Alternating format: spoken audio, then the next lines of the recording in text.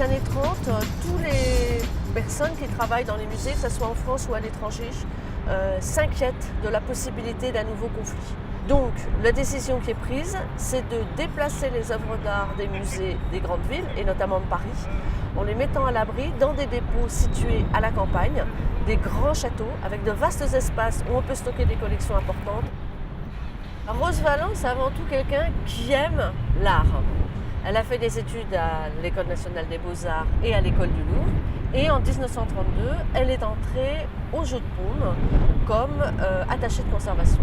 Et à partir de novembre 1940, sa vie professionnelle change du tout au tout, puisque le musée du Jeu de Paume est réquisitionné par les Allemands.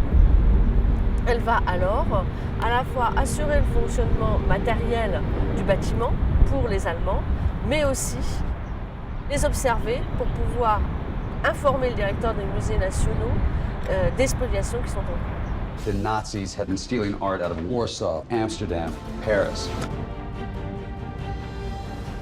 Dès 1943, les armées alliées comprennent l'importance de pouvoir à la fois sauvegarder des œuvres d'art et des monuments historiques dans les territoires où ils vont débarquer, et d'autre part rechercher des œuvres d'art qui avaient été transférées des pays occupés dans les territoires du Reich.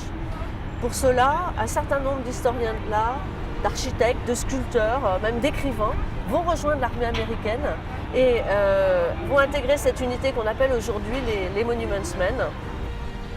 How many men? For now, 6. Well, with you, it's 7. Plus de 60 000 œuvres d'art ont pu revenir en France dans l'immédiate après-guerre.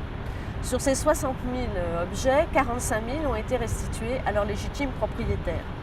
D'autres ont été revendus pour pouvoir concourir à la reconstruction de la France. Mais pourtant, les œuvres les plus importantes ont été conservées et confiées à la garde des musées nationaux, inscrites sur des inventaires spéciaux qui sont désignés par les 3 lettres MNR, qui signifient Musées Nationaux Récupération.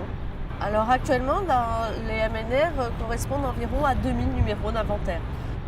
La mission d'un conservateur, c'est de sauvegarder des œuvres qui ont été réunies depuis des siècles par ses prédécesseurs pour les transmettre aux générations futures. C'est un petit maillon dans une grande chaîne. Et en temps de conflit armé, la mission du conservateur, effectivement, va supposer une prise de risque bien plus élevée qu'en temps de paix. C'est ce risque qu'ont encouru Rose Valland et les Monuments Men pour sauver un peu de la beauté du monde.